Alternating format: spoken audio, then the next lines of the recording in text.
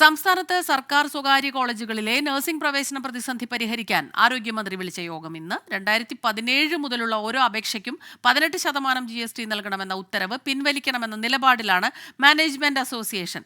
ഏകജാലക സംവിധാനം ഒഴിവാക്കി സ്വന്തം നിലയ്ക്ക് പ്രവേശന നടപടിയുമായി കോളേജുകൾ മുന്നോട്ടു പോയാൽ 10,000-കണക്കിന് വിദ്യാർത്ഥികൾ പ്രതിസന്ധിയിലാകും.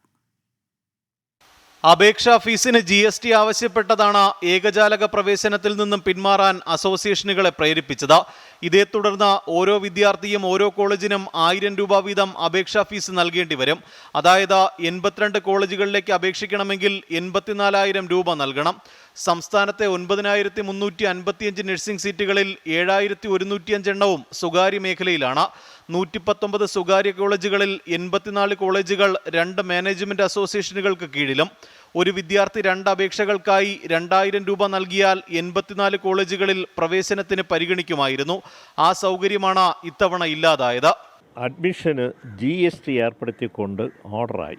ഒരുമിച്ച് അഡ്മിഷൻ നടത്തുകയാണെങ്കിൽ GST കൊടുക്കണം.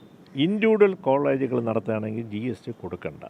ഓരോ കുട്ടിയും ഓരോ കോളേജിലും പ്രത്യേകം ആപ്ലിക്കേഷൻ കൊടുക്കണം, 1000 രൂപ വീതം. അതൊരു സാമൂഹ്യ അനീതിയാണ് എന്നാണ് ഞങ്ങളുടെ പക്ഷം. ഗവൺമെൻറ് അതിൽ നിന്ന് പിന്നോട്ട് പോകുന്നില്ല.